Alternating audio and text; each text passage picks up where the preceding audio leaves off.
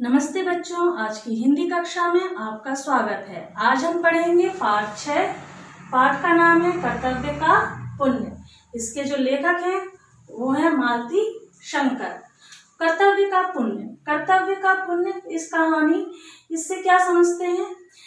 इसका अर्थ है कि यदि व्यक्ति अपने काम को पूरी लगन, ईमानदारी और निष्ठा से करता है तो वास्तव में वह पुण्य का अधिकारी होता है।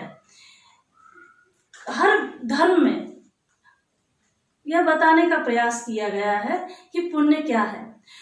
अलग अलग विद्वानों ने अलग अलग तरीके से बताया है। कोई दान दक्षिणा देने को पुण्य मानते हैं तो कोई सेवा करने को पुण्य मानते हैं। इस कहानी में 3 व्यक्तियों का वर्णन है। एक है राजा, एक है साधु और एक है किसान।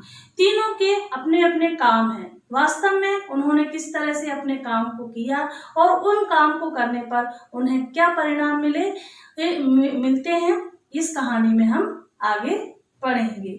एक नगर था। एक नगर में 3 आदमियों की मृत्यु एक साथ हुई, एक ही समय पर हुई और एक ही तरह से हुई। वह आदमी कौन थे? एक था राजा, दूसरा था साधु, तीसरा था किसान। किसान जो राजा था, राजा की मृत्यु कहाँ हुई? महल में। साधु की मृत्यु कहाँ हुई? झोपड़ी में। और किसान की मृत्यु कहाँ हुई? खेत पर। जो राजा था जब राजा की मृत्यु हुई तो पूरे नगर में कोहराम मतलब शोर मच गया और रानियां रोने पीटने लगी। बड़े बड़े पंडितों को बुलाया गया और गीता का पाठ कराया गया। लोग बाग उनके यशों का गुणगान करते, उनसे मिलने आए और उनके यशों का गुणगान करते थे। और उनकी जो शव यात्रा थी वह बड़े धूमधाम से निकाली गई। और राजा ने भी अपने मरने से पहले अपनी स्मृति अर्थात याद में एक सुंदर सी इमारत बनवाई। इधर जो साधु था उसकी मृत्यु उसके झोपड़े पे हुई। बड़े बड़े संत महात्मा आए और मंत्रों का जाप करते थे। कई मंत्रों का जाप किया जिससे उनकी आत्मा को शांति मिले। पर साधु की यह इच्छा थी कि उनकी जो कुटिया है वहां पर उनकी समाधि बनाई जाए। तो लोगों ने उनकी इच्छा को पूर्ण करने के लिए क्या किया? वहां पर लोगों से दान लिया और उस दान से जो पैसा आया तो उससे उन्होंने वहां पर एक उनका समाधि स्थल बनवा दिया। अब यहाँ पर एक किसान था। किसान गरीब था। लोग बाग उनके यहाँ आए और उनके बच्चों को सांत्वना देने लगे और समझाने लगे। और किसान की जो मृत्यु हुई तो किसान के खेत में नदी के किनारे उनके शव को जलाया गया और नदी में उनकी अस्थियों को बहा दिया गया। अब इन तीनों को लेकर जो यमराज के जो यमदूत थे वो लेकर यमराज के पास पहुंचे। तो तीनों एक साथ खड़े हुए थे, इधर राजा, साधु और किसान।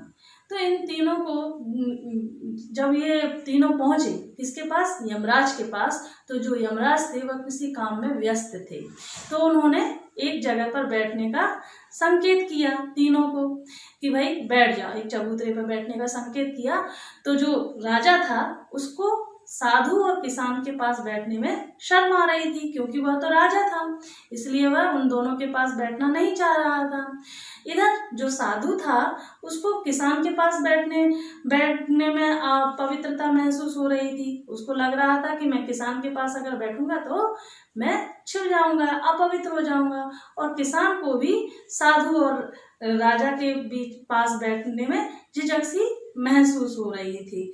तो काफी देर तक वो लोग खड़े रहे और फिर थोड़ी देर बाद जब यमराज ने उन तीनों को देखा तो वह समझ गए और फिर वह मुस्कुराए और फिर उन्होंने बैठने का संकेत दिया। तो जब इस बार उन तीनों को एक साथ बैठना ही पड़ा। फिर थोड़ी देर में यमराज ने अपना काम बंद किया और तीनों की तरफ देखा और सोचा कि देखते हैं कि मनुष्य अपने कर्मों के बारे में खुद क्या सोचता है। फिर उन्होंने राजा से पूछा, राजा आप आप दूसरों का अभी तक न्याय करते आए हैं, है ना। आज आपकी बारी है। आज आप अपने कर्मों को देख करके बताइए कि आज आपको स्वर्ग मिलना चाहिए कि नरक मिलना चाहिए। राजा ने कहा कि महाराज, मैं क्षत्रिय कुल का हूँ। मैंने अपने राज्य का विस्तार किया, लोगों को दान दक्षिणा दी, सोने की मूर्तियां बनवाई, है ना, बड़े बड़े स्मारक बनवाए, इसलिए मैं स्वर्ग का अधिकारी हूँ। फिर उन्होंने साधु से पूछा कि आपको स्वर्ग मिलना चाहिए या नरक मिलना चाहिए। उन्होंने कहा, महाराज, मैंने धर्म शास्त्रों का अध्ययन किया और भगवान का नाम लेने के लिए मैंने संसार का त्याग कर दिया, इसलिए मैं स्वर्ग का अधिकारी हूँ। फिर उन्होंने किसान से पूछा। किसान बड़े दीन भाव से गिड़गिड़ाया और बोला, महाराज, मैंने तो कुछ भी नहीं किया, मैं तो एक गरीब किसान हूँ। मैंने ना भगवान का नाम लिया, ना कोई स्मारक बनवाए, ना महल बनवाए। मैं तो बस अपना काम खेत पर खेती करता, अनाज उगाता और अपने परिवार का पालन पोषण करता रहा। इसके बाद में फिर उन्होंने चित्रगुप्त से कहा कि इन सब के कर्मों का लेखा जोखा पढ़कर इन सबको बता दो। तो फिर उन्होंने राजा चित्रगुप्त ने पन्ने पलटे और बोले, राजा, आपने अपने राजा का जो असली कर्तव्य होता है वह होता है प्रजा का पालन करना। आपने अपने राज्य का विस्तार किया अपनी यश कीर्ति बढ़ाने के लिए, पर आपके राज्य में प्रजा भूखी रही, बच्चे नंगे बदन घूमते रहे। आपने बड़ी बड़ी इमारतें तो बनवाई, लेकिन आपके राज्य में लोग खुले आसमान के नीचे ठंड में ठिठुरते रहे, इसलिए आप स्वर्ग के अधिकारी नहीं हो। अब चित्रगुप्त साधु की ओर देखा चित्रगुप्त ने, और उन्होंने कहा, महाराज, आपने अपना घर जब त्यागा जब आपके जो माता पिता को आपकी जरूरत थी, वह वृद्ध थे, उस समय आपने अपने घर का त्याग कर दिया।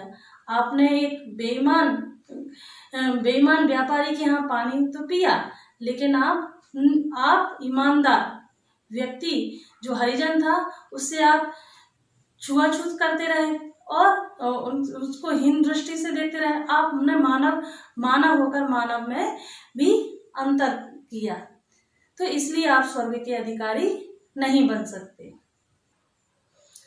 अब जो चित्रगुप्त थे वो किसान की ओर मुड़े और बोले कि किसान का जो असली कर्तव्य होता है वो खेतों में अनाज उगाना होता है और लोगों का पेट भरना होता है।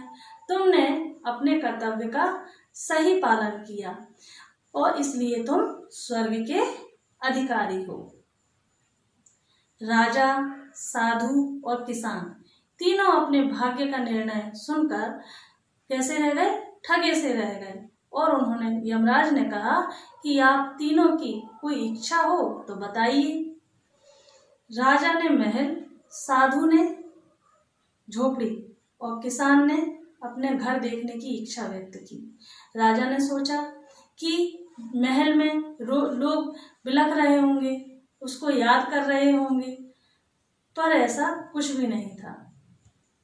राजा के महल में जो उनका युवराज था उसका राज्याभिषेक हो रहा था, है ना, लोग बाग उसकी प्रशंसा कर रहे थे, है ना, और इधर राजा की कोई चर्चा भी नहीं कर रहा था।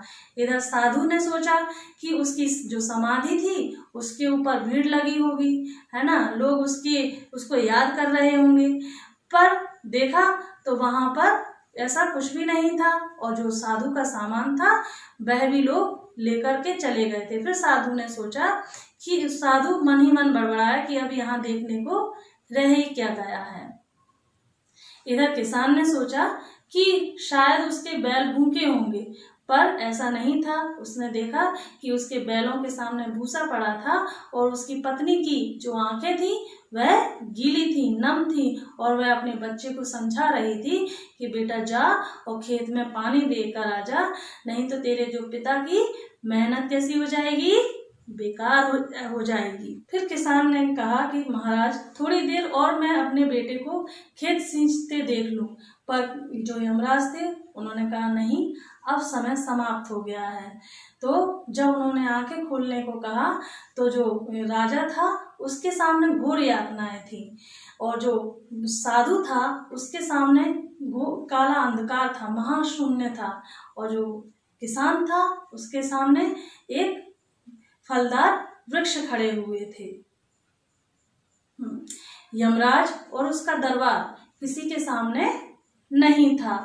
तो यह कहानी से हमें क्या शिक्षा मिलती है? इस कहानी से हमें यह शिक्षा मिलती है कि हमें अपने कर्तव्यों का पूरी निष्ठा और ईमानदारी और सद्भावना के साथ पूरा करना चाहिए, तभी हमें अच्छे फल की प्राप्ति होती है। बच्चों, अब आपकी गृह कार्य की बारी है। आपको शब्दार्थ कॉपी में लिखना है और कहानी को पढ़ना है। धन्यवाद।